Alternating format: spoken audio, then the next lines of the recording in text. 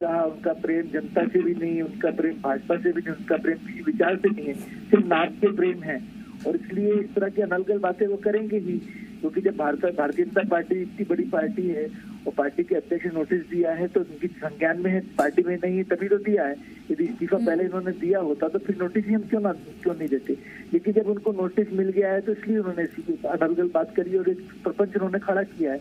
इससे कोई फर्क पड़ने नहीं वाला है, जहाँ उनकी इच्छा है वहाँ रहेंगे। लेकिन ऐसे लोगों का चेहरा जनता के सामने उजागर हो गया है कि उनका प्रेम कहीं नहीं है, सिर्फ अपना स्वार्थ से वो प्रेम करते हैं और किसी और से प्रेम नहीं करते। लेकिन वो तो साफ तौर पर संध्या पर, सिलावट पर कई आरोप लगा रहे हैं, धोखा कर रहे हैं, उन्होंने साफ तौर पर कहा। देखिए ना, कहते हैं ना कि मेरे पाँव चरण है और दूसरे के पाँव पाँव है, तो ये वही स्थिति उनकी है कि वो अपने पाँव को चरण कहना चाहते हैं और दूसरे के पाँव को पाँव कह रहे हैं। तो जब वो भारतीय जनता पार्टी में आए थे तब भारतीय जनता पार्टी बहुत अच्छी थी, लेकिन जब दूसरे लोग भारतीय जनता पार्टी में आए तो उनको रब्बरा लगने लगा। और इसलिए अभी जो जिस तरह की राजनीति कांग्रेस कर रही है मध्य प्रदेश में, वो यही कर रही है कि लोगों को प्रलोभन देना, तोड़ना, खुद के लोगों का अपमान करना। और वही कारण है कि कांग्रेस के वरिष्ठ नेता लोगों को जब अपमानित हुए तो भारतीय जनता पार्टी की तरफ आए, तो वो इसी का परिणाम है। और अभी कांग्रेस की स्थिति और सबसे बदतर होनी है, क्योंकि ऐसी स्थितियां और निर्मित हो रही हैं। बार बार लोगों का अपमान हो रहा है वहां पे। अभी आज ही मैंने पेपर में पढ़ा, एक बड़े नेता ने कहा कि यदि इनको कांग्रेस में लिया गया तो वो इस्तीफा दे देंगे। ऐसी स्थिति में कांग्रेस कहाँ जा रही है, ये सबको दिख रहा है। और इसलिए मुझे लगता है कि अभी ऐसे बहुत भी दृश्य हमारे सामने उपस्थित होने वाले हैं। आलोक जी हमारे साथ हमारे एसोसिएट एडिटर हरीश जी बने हुए हैं, वो भी आप सवाल करना चाहते हैं। जी हरीश जी। आलोक जी, मेरा ये सवाल है, आपने आरोप लगाया कि भाजपा कांग्रेस जो तोड़फोड़ कर रही है, और कांग्रेस आरोप लगाती है कि आपने उनकी सरकार जो है गिरा दी, विधायकों को खरीद लिया, 35 करोड़ रुपए दिए आपने, रिसोर्ट बेंगलुरु रिसोर्ट की पॉलिटिक्स की जो मध्य प्रदेश के इतिहास में नहीं हुई, उसके बारे में क्या बोलेंगे आप? देखिए, मैं कह रहा हूँ, इसको मैं स्पष्ट करना चाहता हूँ कि कांग्रेस के लोग टूटे तो कांग्रेस के लोग क्यों टूटे। जिनका अपमान हुआ, इनकी बात को तवज्जो नहीं दी जा रही थी, जिनसे मुख्यमंत्री चर्चा नहीं कर रहे थे, मंत्री होने के बाद वो एक स्क्वायर के अंदर खड़े रह गए थे, स्क्वायर के बाहर निकल नहीं पा रहे थे। उस स्थिति में कांग्रेस के लोगों ने इस्तीफा दिया। हमने तो नहीं मांगा। यदि हमको तोड़फोड़ करनी होती, भारतीय जनता पार्टी को तोड़फोड़ करनी होती, जब परिणाम आए थे तब तो ये तोड़फोड़ हमारे लिए बहुत आसान थी, लेकिन हमने जनादेश का सम्मान किया। लेकिन जब कांग्रेस के लोग ही उन्होंने पाला बदला है, एक सिंधिया जी के नेतृत्व में इतने सारे लोग निकलकर जब बाहर आए हैं, तो स्थिति निर्मित हुई है। इसे भारतीय जनता पार्टी का कोई लेना देना नहीं है। और इसलिए मेरा ये मानना है कि अनलगल आरोप लगाना कि हमने पैसा दिया, ये दिया, इसका कोई प्रूफ नहीं है। अननेसेसरी एक वातावरण को बिगाड़ने का काम और लोगों को दिग्भ्रष्ट करने का काम कांग्रेस कर रही है। आलोक, जैसा आपने कहा कि मेरे चरण चरण है, दूसरे के पाँव पाँव हैं, वही बात आप इस बात साबित होती है कि कांग्रेस, भाजपा बोल रही है कि जो कांग्रेस में अपमानित हो रहे थे वो भाजपा में आ गए। अब जो भाजपा में अपमानित हो रहे थे वो कांग्रेस में जा रहे हैं, तो उसको लेकर आपका कहना है कि अनर्गल आरोप लगा रहे, वो नहीं रहना चाहते, उनका मोह खत्म हो गया। तो इस पर क्या कहना चाहेंगे? राकेश चौधरी हो, चाहे प्रेमचंद गुड्डू हो, इसके पहले भी और लोग हैं जो इस तरह भाजपा में शामिल हुए लेकिन अपने आप को रोक नहीं पाए, वापस कांग्रेस में आ रहे हैं। नहीं, मेरा कहना है ना कि देखिए, प्रेमचंद गुड्डू जी भाजपा में क्यों आए थे? वो प्रताड़ित होकर आए थे, हमने तो उनको निमंत्रण नहीं दिया था। उन्होंने स्वयं ने आकर कहा था कि वो भारतीय जनता पार्टी की विचारधारा से में जुड़ना चाहते हैं, और वहाँ कांग्रेस में जो उनके साथ घटनाएं घट रही थी उसको उन्होंने उल्लेख कर उन्होंने बताया था। तब उन्होंने कांग्रेस के ऊपर आरोप लगाए थे। लेकिन आज जो वर्तमान में जब राकेश चौधरी जी के संदर्भ में आज जो मैं कह रहा हूँ, मैंने समाचार पत्रों में पढ़ा है कि वो अब कांग्रेस में जाना चाहते हैं और चुनाव लड़ना चाहते हैं, लेकिन कांग्रेस के नेता उनका विरोध कर रहे हैं। ऐसी स्थिति कांग्रेस में है क्योंकि वहां पर 3, 13, 9, 18 है। और इसलिए इसमें हम ज्यादा टिप्पणी तो नहीं करेंगे क्योंकि उनके आंतरिक मामला है। लेकिन ये बात सही है कि राजनीति जिस दिशा पे कांग्रेस ले जा रही है वो दिशा ठीक नहीं है। इस राजनीति का उद्देश्य है सेवा नीति। उस नीति को भारतीय जनता पार्टी अपनाना चाहती है, उसी के माध्यम से भारतीय जनता पार्टी आज प्रदेश की सेवा भी कर रही है। तो मुझे लगता है कि इन सब बातों पे अब आने वाला कल और दृश्य जब क्लियर होगा, धीमे धीमे जब बादल छटेंगे, जनता के बीच में जब जाएंगे, तो निश्चित रूप से परिणाम सकारात्मक आएंगे और उससे राजनीति की दिशा तय होगी। आपके भाजपा में जब कांग्रेस छोड़ के आता तो आप गले लगाते हैं, और अब जब जा रहा है तो आप बोल रहे हैं मैं तो कहाँ चाहिए। 22 लोग जो आए सिंधिया के साथ, कल को जाएंगे तो अब भी आप इसी तरह बात करेंगे इनके बारे में? देखिए फिर मैं आपकी बात के बहुत सिंपल सा जवाब ही देता हूँ कि मैं आपके पास आऊंगा तो क्या मुझे गले नहीं लगाओ। मैं कहूंगा कि मैं आपकी विचारधारा से जुड़ना चाहता हूँ, तो ये तो लोकतंत्र है। आप कहोगे कल हम लोग आना चाहते हो, आप लोग रोक रहे हो। आंतरिक हमारा लोकतंत्र है, हमारा जो लोकतंत्र है उसमें हम तो उसका पालन कर रहे हैं। यदि कोई हमारे विचार से जुड़ना चाहता है, विचार को अपनाना चाहता है, उसको आत्मसात करना चाहता है, तो निश्चित रूप से हम उसका स्वागत करेंगे। ठीक, मैं लौट रहा हूँ आपके पास संजय जी, आलोक संजय जी, मैं लौट रहा हूँ आपके पास। प्रेमचंद गुड्डू साहब भी हमारे साथ जुड़े हुए हैं। प्रेमचंद गुड्डू जी, सबसे पहला सवाल तो आपसे यही पूछना चाह रहा हूं, आप कह रहे हैं कि सांवेर से हराएंगे हम तुलसी सिलावट को, लेकिन अगर कांग्रेस ने टिकट नहीं दिया और आप तुलसी सिलावट के खिलाफ लड़ेंगे तो कहीं ऐसा तो नहीं कि इस त्रिकोणीय मुकाबले में कांग्रेस को नुकसान हो जाए और सिलावट सीट ले जाएं?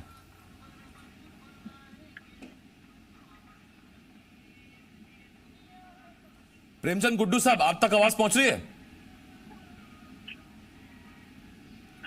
गुड्डू जी तक आवाज नहीं पहुंच रही है, लेकिन आलोक संजर जी पूर्व सांसद हैं भोपाल से, बीजेपी के वरिष्ठ नेता हैं, हमारे साथ लगातार जुड़े हुए हैं। Harish Devekar, associate editor, Zee Madhya Pradesh Chhattisgarh, हमारे साथ जुड़े हुए हैं। आलोक संजर जी, आपके पास आ रहा हूं, तब जबकि आपको एक एक कार्यकर्ता की जरूरत है, एक एक पदाधिकारी की जरूरत है, इंदौर से लेके सांवेर तक जिस तरह की तस्वीरें सामने आ रही हैं, सिर्फ हुटहुल जो मचा हुआ है उसमें 24 सीटों पर उपचुनाव जीतना और सरकार बनी रहे, सत्ता में रहे, ये चुनौती दिख रही है क्या आपको? नहीं, निश्चित रूप से चुनौती क्यों नहीं, चुनौती तो है, इसको हम स्वीकार कर रहे हैं।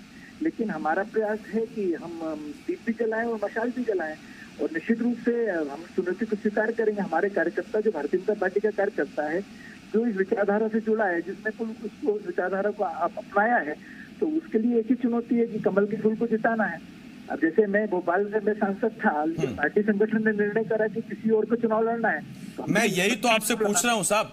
आप सांसद थे, आपकी टिकट काटी गई, साध्वी प्रज्ञा को टिकट दी गई। मुझे अच्छी तरह से याद है, पहला ही फोन आपने जी मध्य प्रदेश छत्तीसगढ़ पर दिया था। मैंने आपसे ये पूछा था कि क्या ये फैसला आपको मंजूर है? आपने कहा था पार्टी का फैसला है, मुझे सहर्ष स्वीकार है। लेकिन सांवेर का हर बीजेपी कार्यकर्ता आलोक संजर जैसा रिएक्ट करे, इसकी क्या गारंटी है? मेरे को पूरी गारंटी है कि सांवेर का जितना भारतीय जनता पार्टी का कार्यकर्ता है वो निश्चित रूप से यही रिएक्ट करेगा, क्योंकि हमने एकात्म मानव दर्शन का जो हमने चिंतन करा है, हमने मनन करा है, जो हमारे राजनीतिक पूर्वजों ने हमको सिखाया है। हम राजनीति में चुनाव लड़ने के लिए नहीं आए थे, हमने कभी विचार भी नहीं किया था कि हम कभी पार्षद बनेंगे या हम सांसद बनेंगे, हम पदाधिकारी बनेंगे। एक साधारण कार्यकर्ता की हैसियत से हमने काम करना शुरू किया था इस विचार के लिए, और सारे कार्यकर्ता, सांवेर के कार्यकर्ता, बल्कि मैं तो कहूंगा जहाँ 24 सीटों पर चुनाव हो रहे हैं वहां के भारतीय जनता पार्टी के कार्यकर्ता जो आपके चैनल के माध्यम से सुन रहे हैं, वो सब जागृत हैं, और सबका एक ही इच्छा है कि कमल का फूल खिले। क्योंकि देखिए, आज मैं कह सकता हूं कि मध्य प्रदेश में अभी कोरोना संकट को लेकर भी हम कहें तो भारतीय जनता पार्टी की सरकार में माननीय शिवराज सिंह चौहान जी जिस तरह से काम हो रहा है, जन जन की चिंताएं जो कर रहे हैं, मुझे लगता है कोई और नहीं कर सकता था। और यही एक बहुत बड़ा कारण है कि राजनीति को सेवा नीति में परिणित करने का काम भारतीय जनता पार्टी का एक एक कार्यकर्ता कर रहा है। संजय जी, कांग्रेस वाले कह रहे हैं कि दरअसल सांवेर से कांग्रेस के कार्यकर्ताओं को सांवेर से भोपाल लाना, भोपाल में लाके उनको पार्टी ज्वाइन कराना, ये पार्टी की बौखलाहट, चिंता, घबराहट दिखाती है। ये कोई कुछ भी कह सकता है। यदि किसी ने कहा कि मैं भोपाल में आकर, क्योंकि अभी माननीय प्रदेश अध्यक्ष जी भोपाल में निरंतर रह रहे हैं, निरंतर यहाँ से पूरा मॉनिटर कर रहे हैं, पूरे प्रदेश का मॉनिटर कर रहे हैं, एक एक कार्यकर्ता से, जिसके बूथ के कार्यकर्ता से निरंतर संपर्क कर रहे हैं, रोज दूरभाष पर चर्चा करते हैं। यदि किसी ने अपनी इच्छा व्यक्त करी है कि वो भोपाल आकर यदि पार्टी का ज्वाइन करना चाहते हैं तो उन्होंने उनका स्वागत किया, यहाँ पर आकर उसका स्वागत किया है। और निश्चित ही अभी तो अभी भविष्य में आप देखिएगा, जैसे जैसे अभी बाग जब लदेगा, फल फूलों से लदेगा, तो और भी कांग्रेस के लोग कहेंगे कि हम तो यहीं आना खड़ा होंगे, क्योंकि हर व्यक्ति चाहता है कि उसको एक अच्छी छांव मिले, एक अच्छे विचार के साथ काम कर सके। और जिसने राजनीति को नजदीक से देखा है तो निश्चित रूप से भारतीय जनता पार्टी पक्ष में काम करने के लिए उत्साहित है। संजय जी, आप माहिर राजनीतिज्ञ हैं, इसीलिए दो मोर्चों पर सवाल हैं। एक तरफ मेरी तरफ से सवाल है, एक तरफ हमारे एसोसिएट एडिटर हरीश देवेकर भी आपसे सवाल करना चाहते हैं। हरीश जी, आपकी बारी। बिल्कुल आपने सही कहा, आलोक संजर बड़े कर्मठ और बड़े माहिर हैं और शब्दों को नपातोला बोलते हैं, और एक अच्छे कवि भी हैं, मैं आपको बताना चाहूँगा, कविता भी अच्छी लिखते हैं। और आलोक जी, जिस तरह आपने कहा कि कर्मठ कार्यकर्ता हैं सांवेर के, लेकिन जो सांवेर की पिक्चर हमारे सामने आ रही है, जो सोशल मीडिया पे सांवेर के कार्यकर्ता हैं, जो पोलिंग बूथ का कार्यकर्ता है, वो नाराज है, तुलसी सिलावट को नहीं अपना रहा है। तुलसी सिलावट, यही वजह तुलसी सिलावट अपने साथ 5 पदाधिकारी कांग्रेस तोड़ के लाए भाजपा में, उन्हीं को लेकर विधानसभा में घूम रहे हैं, उसको लेकर भी नाराजगी है। जैसा प्रेमचंद गुड्डू ने बताया कि नगर अध्यक्ष को नहीं बुलाया या मंडल अध्यक्ष को नहीं बुलाया, तो इसको लेकर क्या मानते हैं, क्या कुछ वहां पिक्चर उल्टी होगी? नहीं, मेरे को नहीं लगता है, लेकिन चूंकि मेरे को पूरी जानकारी नहीं, इसलिए मैं इस पर टीका टिप्पणी तो नहीं करूंगा। लेकिन मुझे जितना भी जरूर विश्वास है कि जब संवाद होता है, आपस में बैठ के जब संवाद करेंगे तो निश्चित रूप से सारी समस्याओं का निदान होगा। और हमारे संगठन मंत्री वहां पर काम देख रहे हैं, हमारा जिला अध्यक्ष है, हमारे प्रदेश के पदाधिकारी जो वहां पर है, दौर के सभी वरिष्ठ नेता लोग जो हैं, सबकी संज्ञान में ये बात है। और सब लोग सबका अपना अपना आचरण है, और उस आचरण के तहत निश्चित रूप से सब मिलजुल कर काम करेंगे। क्योंकि सबको पता है कि सरकार में रहना, 15 महीने में जब सरकार में नहीं थे तो मध्य प्रदेश की स्थिति क्या थी, कार्यकर्ताओं को भी इस बात की जानकारी है। तो निश्चित रूप से सारे कार्यकर्ता इसी बात को लेकर कि हम सबको मिलकर, हालांकि संजय जी देखना होगा कि कार्यकर्ता क्या सोचते हैं, सरकार में रहना या विधायक बनना या अपने आदमी का विधायक बनना ज्यादा जरूरी है। संजय साहब, मैं लौट रहा हूं आपके पास, मैं चाहता हूं आप बने रहें। Narendra Saluja, coordinator Congress media cell के, इस वक्त हमारे साथ जुड़ गए हैं। नरेंद्र जी, आपसे मेरा सवाल, जब सिंधिया खेमा आपसे टूटा तो पूरा मध्य प्रदेश इंतजार कर रहा था कि शायद कांग्रेस अब क्रिया के बदले में प्रतिक्रिया करेगी। प्रेमचंद गुड्डू उस प्रतिक्रिया की कड़ी में पहला नाम है क्या? प्रेमचंद गुड्डू जी ने जिस तरह से, आप देखें, पहले भी वहां सावेर से चुनाव लड़ चुके हैं, और जिस प्रकार से कल भाजपा ने उनको नोटिस दिया और उन्होंने जवाब दे दिया कि मैं 9 फरवरी को ही पार्टी से इस्तीफा दे चुका हूं। प्रेमचंद गुड्डू शुरू से सिंधिया परिवार की जो गद्दारी का इतिहास है, चाहे 1857 की बात करें रानी लक्ष्मीबाई से लेके, या जिस प्रकार से माधवराव सिंधिया ने कांग्रेस से गद्दारी करी थी, उसको लेके सदैव मुकर रहे हैं। और मुकरता से वो झांसी की रानी लक्ष्मीबाई के बलिदान को भी याद करते हैं। पहले भी वो इस तरह के आयोजन कर चुके और खुलेआम इनको चुनौती देते हैं। और इस तरह के बगावतियों ने जिन्होंने सरकार गिराई, उनके खिलाफ वो मुकर रहते हैं। और जिस प्रकार से तुलसी सिलावट ने भी उसके अंदर एक भूमिका निभाई है, तो वो मुकर रहे हैं सदैव। और 9 तारीख को वो इस्तीफा दे चुके हैं। सलूजा साहब, ये जानकारी आपको है, तो मैं आपसे एक जानकारी और चाहता हूं, क्या कांग्रेस का भर्ती फॉर्म भर चुके हैं क्या?